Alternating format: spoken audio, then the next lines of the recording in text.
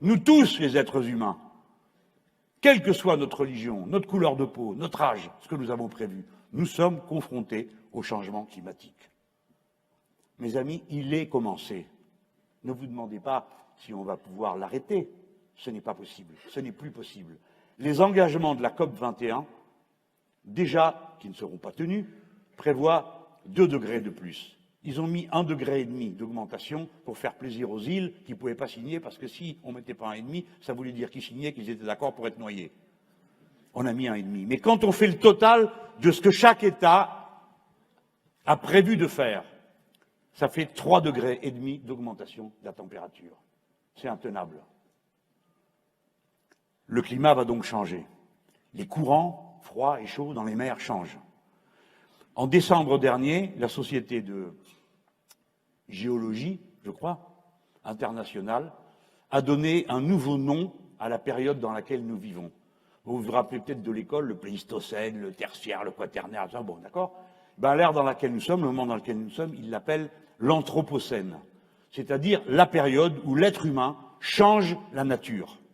L'être humain, cette petite créature sans armes, sans griffes, l'être humain charrie plus de gravats que toutes les forces de la nature, les fleuves, les rivières, le vent,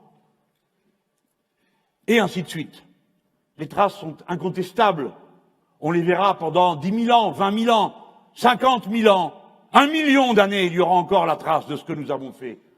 De choses qui n'existaient pas et qui existent depuis, le plastique. Des choses qui n'existaient pas et qui existent depuis, le combustible nucléaire et les poussières nucléaires qui se sont répandues sur la totalité de la surface de la Terre. Maintenant, vous savez que tout le destin de l'humanité est dans les mains de l'humanité. Ce à quoi nous devons nous préparer, nous, c'est à affronter cette situation. Comment allons-nous faire? Chacun pour soi ou tous ensemble? C'est la vieille leçon, la première leçon que devaient tirer les premiers groupes d'êtres humains pour survivre. Qu'est-ce qui compte? Moi d'abord ou tous les autres avec moi? Cette grande question qui partage les tenants de la compétition tout le temps et les tenants de la solidarité revient devant la scène. Vous ne pouvez pas être réellement écologiste. Et vous l'êtes tous. Ce n'est pas une carte de parti écologiste, c'est une conscience.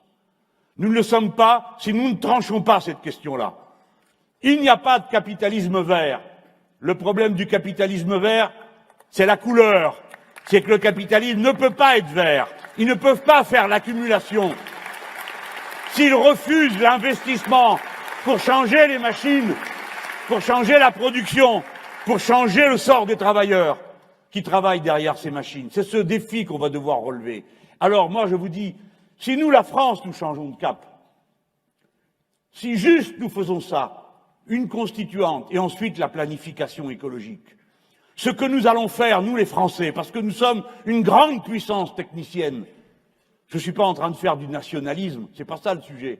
Nous sommes une grande puissance technique. Et vous savez pourquoi? Parce que nous avons eu une bonne école républicaine pour tous, parce que nous avons enseigné à tout le monde, y compris les gosses d'étrangers.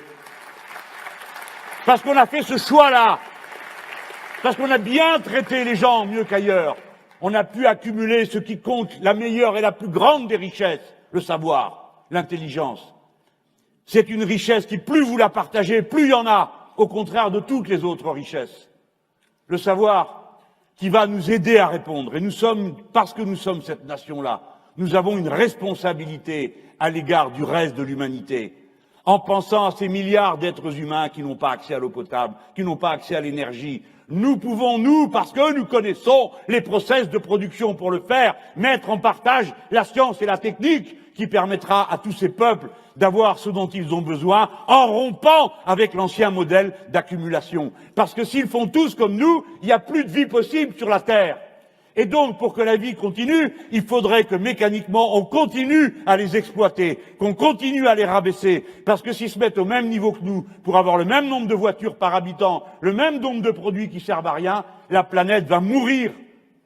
Voilà pourquoi il y a un lien entre l'idée de sauver la civilisation humaine, le paradigme écologique, l'idée d'avoir cet objectif, et la République qui consiste à dire nous faisons ce qui est bon pour tous. Comme nous sommes cette nation, nous pouvons rompre le cercle infernal dans lequel nous sommes. Vous avez vu